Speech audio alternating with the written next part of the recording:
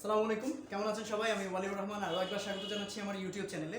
তো আজকে একটি ডিফারেন্ট বললে ভুল হবে, এরকম ভিডিও আমার আছে, বাট তারপরও আমি চিন্তা করলাম যে আসলে কেমন বাজেটে কেমন ওয়েবসাইট, এ ধরনের একটা আসলে ভিডিও হওয়া উচিত। দ্যাটস ওয়াই আজকের ভিডিওটি।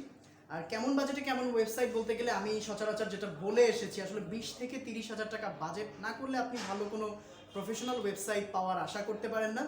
আর আমরা আসলে যেই রেঞ্জ থেকে কাজটা শুরু করি, আমরা যদি সেটা বলতে যাই তাহলে আমি বলবো একদম ন্যূনতম যে আপনি লোয়েস্ট একটা ওয়েবসাইট যদি করতে চান সেক্ষেত্রে আসলে বাজেটটা 20,000 হওয়া উচিত। সেক্ষেত্রে আমি আসলে 20,000 থেকেই আপনাদের এই আজকের ভিডিওর যে ব্রেকডাউনটা সেটা শুরু করছি। তো 20,000 টাকার বাজেটে আসলে একটা কর্পোরেট ওয়েবসাইট আপনি পেতে পারেন। আপনার একটা এসএমই কিংবা আপনার কোনো অর্গানাইজেশনের জন্য পোর্টফোলিও টাইপ যদি কোনো ওয়েবসাইট আপনি চান, সেরকম ওয়েবসাইট থাকতে পারে। এখন এই যে বাজেটগুলো বলবো, সেই বাজেটের মধ্যে কিছু কিছু ব্রেকডাউন থাকে যে আসলে কী ধরনের আপনি প্ল্যাটফর্ম পেতে পারেন। প্ল্যাটফর্মের মধ্যে অবশ্যই আপনি যদি ওয়ার্ডপ্রেসেও করতে চান সেক্ষেত্রে আসলে প্রিমিয়াম থিম, ভালো কোনো হোস্টিং, ডোমেইন, অন্যান্য আনুষঙ্গিক খরচ যদি হিসেব রাখা হয় সেক্ষেত্রে দেখা যায় যে এগুলোকে ক্যালকুলেট করলে যেটা আসে সেটাও ওয়ার্ডপ্রেসে করলেও আপনি আসলে 20,000-এর কমে যদি বাজেট করেন সেক্ষেত্রে এমন কোনো ওয়েবসাইট পাবেন না যেটা দিয়ে আসলে খুব শান্তিতে থাকতে পারবেন। আপনি যদি চান যে খুব ভালোভাবে আপনি কিছু একটা করতে চান, আপনি ইনভেস্টমেন্ট হিসেবে যদি চিন্তা করেন সেক্ষেত্রে আসলে একটা ওয়েবসাইটের জন্য যেই বাজেটটা থাকা উচিত সেটাই আপনার বাজেট করা উচিত। আপনি দেখা যায় যে ওই যে সস্তার কিছু বুলি থাকে, মাত্র 5,000 টাকা ওয়েবসাইট, 6,000 টাকায়, 7,000 টাকা ওয়েবসাইট, এ ধরনের ওয়েবসাইটে আপনি আসলে প্রিমিয়াম থিম আশা করতে পারেন না। এ ধরনের ওয়েবসাইটে আপনি আসলে প্রিমিয়াম সাপোর্ট আশা করতে পারেন না। এ ধরনের ওয়েবসাইটে আপনি এর সাথে আনুষঙ্গিক যাই পাবেন সেটা দিয়ে আসলে খুব বেশি দূর আগানোর আশা করতে পারেন না। তো আমরা যদি বলি যে 20,000 টাকা বাজেটের মধ্যে কেমন ওয়েবসাইট পাবেন, সেক্ষেত্রে আপনার আসলে পোর্টফোলিও বেসড এসএমই কিংবা আপনার ক্যাটালগ বেসড বিভিন্ন ওয়েবসাইট পেতে পারেন। ইভেন ই কমার্সও পাওয়া পসিবল, কিন্তু আসলে সত্যি কথা যদি ভালো লেভেলের আপনি সার্ভিস চান, প্রফেশনাল কিছু চান, সেক্ষেত্রে আপনাকে এইভাবে চিন্তা না করলেই ভালো হবে। ই কমার্স ওয়েবসাইটের জন্য আপনার বাজেটটা হওয়া উচিত মিনিমাম 30,000 টাকা। কারণ 30,000 টাকার বাজেটে আপনি যখন একটা ই কমার্স ওয়েবসাইট করবেন, ই কমার্স ওয়েবসাইটের কিন্তু এসএমই ওয়েবসাইট বা পোর্টফোলিও বেসড ওয়েবসাইটের যে বিভিন্ন ধরনের চেঞ্জ থাকে, সেই চেঞ্জটা হচ্ছে যে আপনি এই ধরনের ওয়েবসাইট যখন করবেন, এখানে শপিং কার্ট থাকে, এখানে অর্ডার সিস্টেম থাকে, এখানে লেনদেনের একটা বিষয় থাকে, ইনফরমেশন শেয়ারিংয়ের বিষয় থাকে। সো এখানে আসলে আপনি কম্প্রোমাইজ করতে যাবেন না। আপনার 30,000 টাকার বাজেটে আপনি আসলে ভালো লেভেলের আপনি ই কমার্স ওয়েবসাইট করার আশা করতে পারেন, এবং সেটা ওয়ার্ডপ্রেস হোক কিংবা কাস্টম লেভেল হোক, সেটা আসলে করা পসিবল। এখন হ্যাঁ, অনেকেই বলতে পারেন যে ওয়ার্ডপ্রেসে আসলে তো 15,000 টাকা বা 10,000 টাকার মধ্যেই ই কমার্সে সাইট করা যায়। হ্যাঁ যায় একটা ব্যাপার, আর একটা ব্যাপার হচ্ছে প্রফেশনাল ফিনিশিং। ওয়ার্ডপ্রেসের একটি সবচেয়ে বড় যেটা ডিসঅ্যাডভান্টেজ সবাই যেটা বলেন, স্পিড। তো সেই জায়গাটা যদি বলেন, আরেকটা হচ্ছে সিকিউরিটি, এসকিউএল ইনজেকশন সবচেয়ে বেশি ওয়ার্ডপ্রেসে হয়, এবং বিভিন্ন ধরনের আপনি অনেক সময় দেখবেন ফাইল ম্যানেজারে গেলে পরে সেখানে আনওয়ান্টেড কিছু ফাইল সেভ হচ্ছে, কোনো না কোনোভাবে হ্যাক হওয়ার অ্যাটেম্প্ট হচ্ছে। সো সিকিউরিটি এবং স্পিড অপটিমাইজেশন, ওয়ার্ডপ্রেসে এই দুইটা কাজ যদি আপনি ঠিক মতো না করতে পারেন তাহলে আসলে ওয়ার্ডপ্রেস সাইটের কোনো ভ্যালু ক্রিয়েট করবে না। ইন দ্যাট কেস আপনি আসলে কিন্তু 10 বা 15,000 টাকার মধ্যে সেটা করা পসিবল না। তো আমি যেই বাজেটগুলো বলছি, আমরা আসলে কাস্টম প্ল্যাটফর্মেই বলছি, সেটা Node.JS এ করা একটা কাস্টম ওয়েবসাইটের জন্য যে বাজেট হবে আসলে সেভাবেই বলছি। ওয়ার্ডপ্রেসকে এখানে এনকারেজ করছি না, যদিও আমি নিজে ওয়ার্ডপ্রেস ডেভেলপার। তারপরও আমি আমার এক্সপিরিয়েন্স থেকে যেটা আমি আসলে পাচ্ছি যে একই বাজেটে আপনি যদি বেটার কাস্টম একটা ওয়েবসাইট পান, এবং আমরা যেহেতু আমাদের আলফা 0.1 ডেভেলপ করে ফেলেছি, সো এক্ষেত্রে আসলে বলবো যে আপনার জন্য উচিত হবে ওয়ার্ডপ্রেসের বাজেটে আপনি যদি Node.JS এর highly secured and fast website পান, কেন নেবেন না। তো এরপর যদি আপনি বাজেটটা আপনার 30-এর বাজেটের মধ্যে আপনি অ্যাপ সহ ওয়েবসাইট পাওয়া পসিবল, বাট ই কমার্সের ক্ষেত্রে আসলে না। বেসিক একদম অ্যাপ হতে পারে, বেসিক একটা ওয়েবসাইট হতে পারে, সেক্ষেত্রে পসিবল। কিন্তু আপনি যদি ই কমার্স ওয়েবসাইট চান অ্যাপ সহ, সেক্ষেত্রে আপনার বাজেটটা হবে মিনিমাম 40, যেখানে আপনি খুব ভালো লেভেলের একটা Node.js এ কাস্টম ওয়েবসাইট পাবেন, অবশ্যই বেসড অন আলফা, এবং সেই সাথে আপনার একটা সুন্দর ই কমার্স অ্যাপ থাকবে, যে অ্যাপটার ডিজাইন থেকে শুরু করে যে অ্যাপটার behaviour, it will be faster, it will be easy to navigate. সোজা কথা যদি বলি, এটা হচ্ছে আপনার 40,000 টাকার বাজেট এরকম পেতে পারেন। আপনি 40,000 টাকার বাজেটে একটা অনলাইন নিউজ পোর্টাল পেতে পারেন, যেটার সাথে একটা নিউজ অ্যাপ থাকতে পারে, সেটাও পসিবল। আপনি যদি শুধু নিউজ পোর্টাল চান সেক্ষেত্রে আপনি 30,000 টাকা বাজেট করতে পারলে আপনার নিউজ পোর্টাল ওয়েবসাইট হয়ে যাচ্ছে। 40,000 টাকা বাজেটে আপনি আরও যা পেতে পারেন সেটা হচ্ছে যে হতে পারে বেসিক কোনো আপনার জব পোর্টাল হতে পারে, একদম বেসিক, যেখানে হচ্ছে জব পোস্ট করা যাচ্ছে বা কিছু একদম ক্লাসিফাইড ওয়েবসাইট হতে পারে যেটা একদম বেসিক। বাট আপনি যদি প্রফেশনাল লেভেলের, আমরা যদি বিডি জবসকে স্ট্যান্ডার্ড ধরি, সেই লেভেলের যদি আপনি আসলে কোনো কাজ করতে চান সেটা আসলে আপনার রিকোয়ারমেন্টের উপরেই ডিপেন্ড করবে, সেটা অবশ্যই 2-3 লাখ টাকার নিচে হবে না।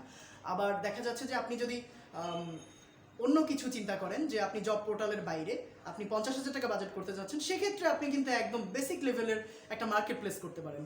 সেটা ই কমার্স মার্কেট প্লেস হতে পারে, সেটা B2B ক্লাসিফাইড ওয়েবসাইট হতে পারে। কিন্তু আপনি ক্লাসিফাইড ওয়েবসাইট যদি করতে চান এবং আপনি যদি বিক্রয়.com-কে মাথায় রাখেন, সেক্ষেত্রেও বলবো আপনি 3-4 লাখ টাকার উপরেই বাজেট করতে হবে।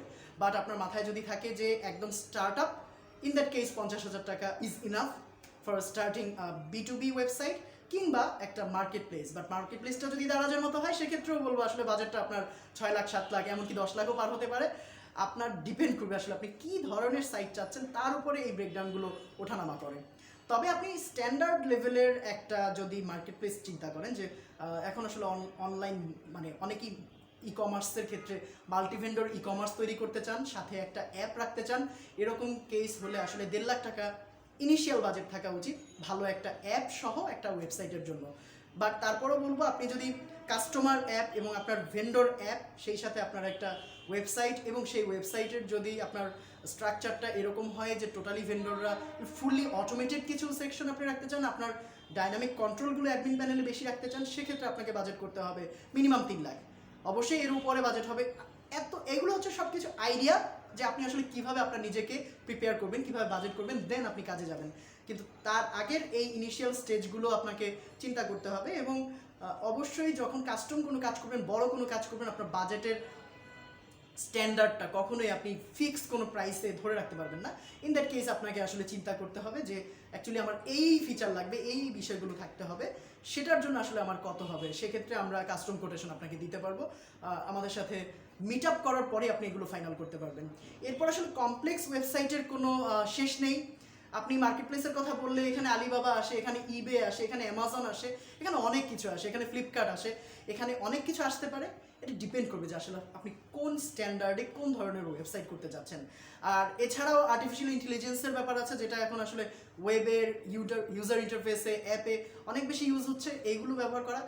এবার যদি আসি আমি যে পাঠাওয়ের মতো রাইড শেয়ারিং অ্যাপের কথা বা রাইড শেয়ারিং প্ল্যাটফর্মের কথা, ইন দ্যাট কেসও আপনাকে বাজেট করতে হবে মিনিমাম 3 লাখের মতো। কারণ এখানে এরপরে আপনার কি গুগল ম্যাপের এপিআই ব্যবহার করছেন, সেখানে আবার প্রিমিয়াম রিকোয়েস্ট ফি, প্রত্যেকটা রিকোয়েস্টে নির্দিষ্ট ফি থাকে যেটা গুগলের ফি, আপনাকে সেটাও মাথায় রাখতে হবে। তো এই ধরনের কিছু আসলে বাজেট আপনাকে করতে হবে যদি আপনার আলাদা আলাদাভাবে চিন্তা করেন যে আসলে আপনি কী ধরনের সাইট করবেন। এবার যদি বলেন যে আমি কিন্তু পেছন থেকে মানে ছোট থেকে আসলে বড়র দিকে চলে এসেছি, তারপর আমি একটু পেছনে ফিরে যাচ্ছি। স্কুল ম্যানেজমেন্ট সিস্টেম আপনি যদি চিন্তা করেন যে কাস্টমভাবে একটা স্কুল ম্যানেজমেন্ট সিস্টেম আপনার মন মতো করে তৈরি করতে চান, ইন দ্যাট কেস আপনাকে বাজেট করতে হবে অ্যাভারেজে আসলে 50,000 টাকা থেকে 1 লাখ টাকা পর্যন্ত উইথ অ্যাপ। বাট 50,000 টাকায় আপনি আসলে অ্যাপ পাচ্ছেন না, এটা হচ্ছে একটা ব্যাপার। কিন্তু এছাড়াও যেটা হয় যে আমি এই যে বাজেটগুলো আপনাদেরকে বললাম, এই বাজেটগুলোর বাইরেও আপনারা আসলে অনেক ধরনের সলিউশন আছে, অনেকভাবে আসলে এইসব ওয়েবসাইট তৈরি করা পসিবল। এবং খুশির ব্যাপার হচ্ছে আমাদের আলফা 0.1 এর উপরে বেস করে আমরা যেই সফটওয়্যার অ্যাজ আ সার্ভিস অর্থাৎ স্যাস যেই সার্ভিসটা আসলে নেক্সট মান্থ থেকে আমরা বাজারে নিয়ে আসছি, সেটা আপনাদেরকে আসলে অনেকভাবে হয়তো বা হ্যাসেল কমাতে পারে। Basic e commerce site with app আর উইদাউট অ্যাপ প্যাকেজগুলো আসলে মান্থলি 2 থেকে 5,000 টাকার মধ্যে হবে। সেমভাবে আসলে মান্থলি 4 থেকে 10,000 টাকার মধ্যে স্কুল ম্যানেজমেন্ট সিস্টেমের প্যাকেজগুলো থাকবে, যেখানে গার্ডিয়ান, যেখানে টিচার্স এবং অ্যাডমিনের জন্য আলাদা আলাদা অ্যাপ থাকবে। এরকম আসলে কিছু solution, hosted solution with host, অর্থাৎ আপনাকে আলাদা করে ডোমেইন হোস্টিংয়ের জন্য পে করতে হবে না, আপনার এই মান্থলি প্যাকেজের মধ্যেই সব কিছু ইনক্লুডেড।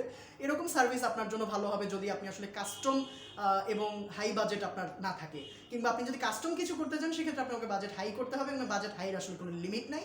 আপনি আসলে কত সার্ভিস চাচ্ছেন, কী কী চাচ্ছেন, তার উপরে সব কিছু ডিপেন্ড করবে। আশা করি আসলে আমি এর আগে ই কমার্স সাইটের বাজেট কেমন হবে সেই নিয়ে কথা বলেছিলাম, আমি রেগুলার একটা ওয়েবসাইটের বাজেট কেমন হবে সেই নিয়ে কথা বলেছিলাম। আমার এবার মনে হয়েছে যে আসলে বাজেটকে ব্রেকডাউন করে আপনাদেরকে একটা ভালো সলিউশন দিলে ভালো হয়, আপনারা আইডিয়া পেতে পারেন যে কীরকম টাকা থাকলে আমি আসলে নামা উচিত। আরেকটা ব্যাপার হচ্ছে ওয়েবসাইটের জন্য বাজেট যদি আপনার 5,000 বা 10,000 এর মধ্যে হয়, সেক্ষেত্রে আমি বলবো যে এই টাকাটা নষ্ট করার কোনো দরকার নেই। আমার মতে আপনার এই টাকাটা সেভ করা উচিত এবং পরবর্তীতে আপনার বাজেট বাড়লে পরে আগানো উচিত, সেটা আপনি যেখান থেকে ওয়েবসাইট করেন। বিকজ আপনি এই বাজেটে যেই ওয়েবসাইটটা পাবেন সেই ওয়েবসাইটটাতে প্রপার মেনটেনেন্স পাবেন না, প্রপার হোস্টিং পাবেন না, আপনি প্রপার সিকিউরিটি পাবেন না। আপনার কি হবে, 1 থেকে 2 মাস 3 মাসের পরে আপনি এই ওয়েবসাইটের জন্য যে পেইন ক্রিয়েট হবে সেই পেইনগুলো আপনাকে সামাল দিতে আরও দেখবেন 50,000, 60,000, 1 লাখ টাকা আপনার পার হয়ে যাচ্ছে। অনেক সময় আপনি একটা সাইট সাজালেন, অনেক ডাটা এখানে এন্ট্রি করলেন, হুট করে হ্যাক হয়ে গেল, ডাটাগুলো ইরেজ হয়ে গেল। ইন দ্যাট কেস আপনি কিন্তু অনেক ঝামেলায় পড়ে যাবেন। সো ঝামেলা থেকে বাঁচার জন্য আপনাকে ইনভেস্টমেন্ট হিসেবে চিন্তা করতে হবে। ওয়েবসাইট হচ্ছে এখনকার দিনের একটা খুবই গুরুত্বপূর্ণ মার্কেটিং টুল। আপনি কিছু করেন আর না করেন, ডিজিটাল মার্কেটিংয়ের একটা পার্ট হিসেবে আপনার ওয়েবসাইট থাকতেই হবে। আপনার ভিজিটিং কার্ড, আপনার লিফলেট, আপনি যত কিছু প্রিন্টেড অ্যাক্সেসরিজ আপনি ইউজ করেন আপনার মার্কেটিংয়ের জন্য, আপনার ওয়েবসাইট থাকতেই হবে। কারণ এখনকার দিনে আপনি এটা ছাড়া কিছুই করতে পারবেন না। বিকজ মানুষ আসলে আপনার সার্ভিসটি নেওয়ার আগে সবার আগে গুগলে সার্চ করবে এবং আপনি আসলে সেখানে আপনার সার্ভিসের জন্য শো আপ করেন কি না সেটা একটা ব্যাপার থাকে। শুধুমাত্র গুগলে সার্চিং না, আপনার নিজের ডোমেইন চুজের উপরে আপনাকে অবশ্যই চিন্তা করতে হবে। আপনার যদি সুন্দর একটা ডোমেইন থাকে, সুন্দর একটা নাম থাকে, আপনি যদি সেটার উপরে আপনার ব্র্যান্ডেড নাম হয়, যেখানে হচ্ছে আপনি আপনার কি সার্ভিস অফার করছেন আপনার নামের মধ্যেই সেটা বোঝা যায়। ইন দ্যাট কেস দেখা যাবে যে কেউ একজন আপনাকে খুঁজে পেলো কোথাও, সে কিন্তু সহজে ভুলবে না এবং আপনার ওয়েবসাইটে সে বারবার আসবে, ততক্ষণ পর্যন্ত আসবে যতক্ষণ পর্যন্ত সে আপনার ক্লায়েন্ট বা কাস্টমার হতে পারে। আপনার যদি বেসিক টাইপের কোনো আইটেম হয়ে থাকে যেগুলো হচ্ছে রেগুলার অর্ডার করা যায় বা রেগুলার নেওয়া যায়, একজন ক্লায়েন্ট বারবার নিতে পারে, তাহলে তো কথাই নেই। অর্থাৎ আপনি কিন্তু আপনার ওয়েবসাইটটাকে সুন্দর করার মাধ্যমে আপনার ক্লায়েন্টকে বারবার ফিরিয়ে আনাটা আপনি নিশ্চিত করতে পারছেন। সো এই জায়গাটাতে আসলে আমাদের সবার গুরুত্ব দেওয়া উচিত এবং এই গুরুত্বগুলো আসলে যদি আমাদের না থাকে সেক্ষেত্রে আমরা বিজনেসের ইনিশিয়াল স্টেজটাতে আমরা ফেল হয়ে যাব। আর একটা সবচেয়ে বড় কথা হচ্ছে, অনেকেই চিন্তা করেন যে বিশাল অফিস, বিশাল কিছু, বিশাল ডেকোরেশন, এগুলোর পরে আসলে ওয়েবসাইট। Actually not. আপনি একটা ওয়েবসাইট তৈরি হতে সময় লাগে